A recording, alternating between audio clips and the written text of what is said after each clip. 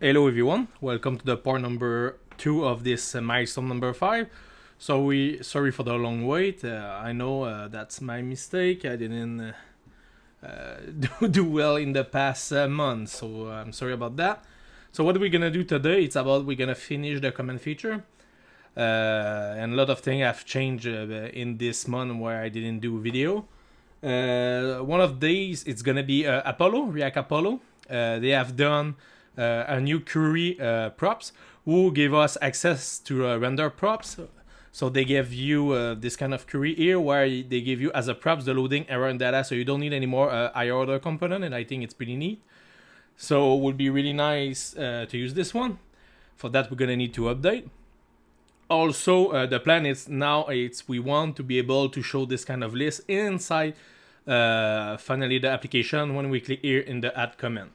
So for today, what we want is just to getting the list inside the comment screen. And in the next one, for the one of tomorrow, we're gonna just design this thing. So what we're gonna do, we're gonna start by going inside the terminal. And first thing we're gonna do, we're gonna run yarn upgrade interactive. We can do this with npm or whatever. I don't really know how to do this in npm. I use yarn for almost 2 years now, so yeah, and make sure you are in the mobile. And what we're gonna update is everything about Apollo, so you can just click space, GraphQL, React Apollo. You can also update React native typography, and will be nice. So just click enter, so they're gonna all run. After that, I think we're gonna get a crash because of React native vector icon. So if I refresh my screen, no, we don't have a crash, so pretty nice. So now what we're gonna need to do, first thing, we're gonna open Visual Studio Code. And one of the first thing we want is to create a command screen and to be able to push to it. So what we're gonna do is we're gonna just follow the same pattern we have. So we're gonna create inside the screen a new folder called CommentsScreen. And inside this one, we're gonna have an index.js. Inside this one, we can start pretty simple with some text, style sheet maybe also. We're gonna need the activity indicator to the loading spinner, and we're gonna also need the scroll view. This is everything we're gonna need for this one. After that, we can create the class right there. So that's gonna be comments screen. This one gonna just have a view for now, and the plan right now is gonna be just to show the text hello world. That's it, nothing more. Here I'm gonna just create the root style, and I'm gonna just say flex 1 for this one here. So style that root, and we can also say justify content center and align item center, just to be able to see the LOL right in the middle, like that, okay? So right now, after that, what we're gonna do, we're gonna jump on the index part of where we register every screen. We're gonna do Shift Command D just to copy this one in both, like that. Command screen, we're gonna copy this navigation register component. We're gonna just paste command screen like that, and we're gonna do the same for that. So finally, what do we say? We say to the navigation to register a component with this unique string, and we just wrap the provider, the one we have created in one of the first episodes, where they gave us access to the Apollo, and we wrap finally the command screen. So now what we want is this screen here, okay? We have the feed car right there, and what we want is we want to be able inside this feed car, when I click here, to jump to the command. So inside my photo card right there, I have something called here the command input. The command input is this input right there with the touchable click, okay? So what we want, we want this one to receive the props navigator. So we want to pass down the navigator. I don't want to use like a higher order function or something like that. So what we're gonna do is inside the screen of the feed screen, inside this one where we wrap finally, where we have finally this photo card right there, this one have access to the this.props.navigator. So we're gonna pass the this.props.navigator to the photo card. After that, the photo card here gonna have it as a props.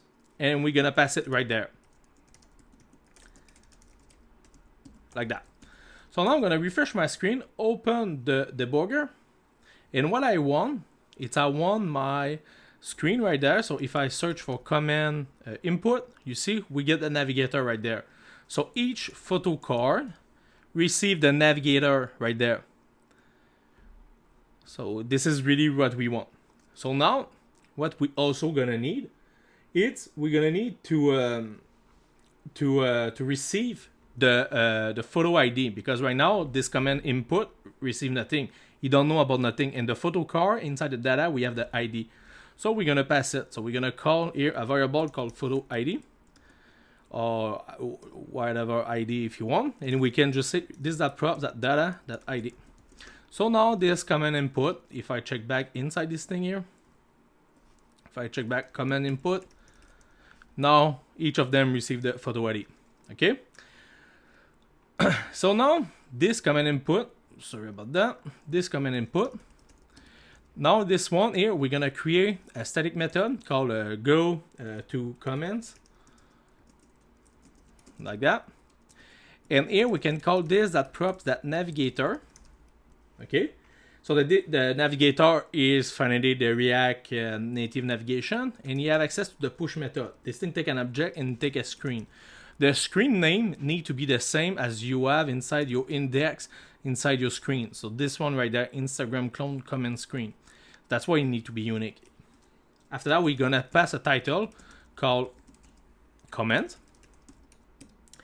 We're gonna pass some props. We're gonna pass the photo ID. It's gonna be the this.props.photo ID. And yeah, I think that's gonna be that set for that. And now the touchable right there, gonna have this onPress function. We're gonna call this go to command. So now if I click on my command, I get pushed to this LOL component right there. Okay.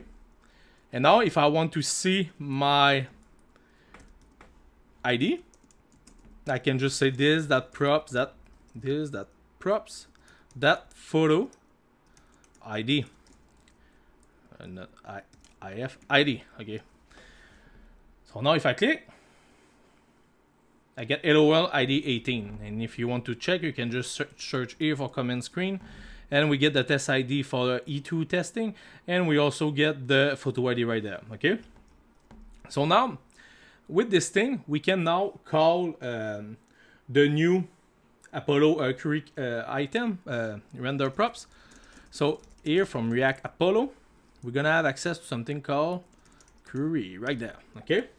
Also, what we want is we want to import GQL. For today, we're gonna just put it all in the same file.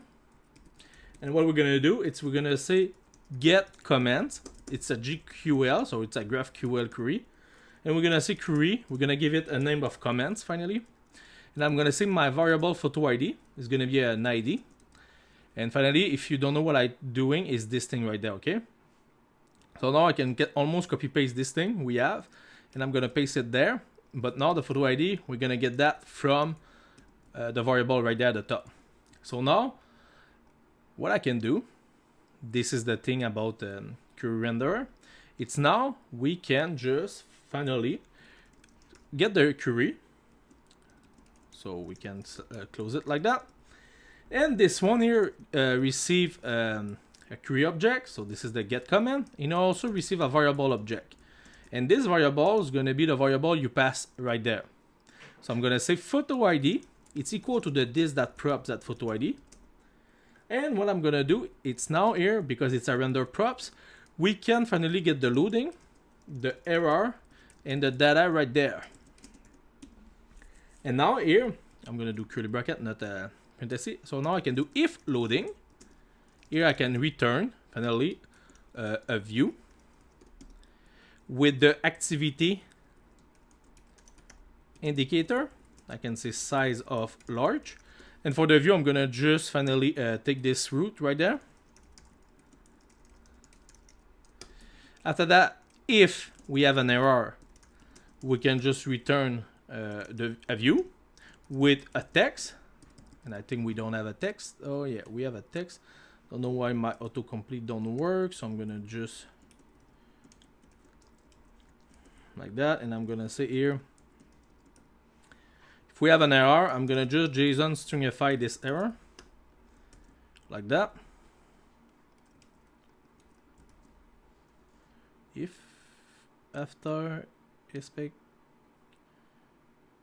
okay, sorry about that. And now here what we can do finally, it's if we have nothing, if we have no error, everything, that means we have the data. So now we can pass the scroll view. And for just today, what we're gonna do is we're gonna do inside the text JSON that stringify the data object.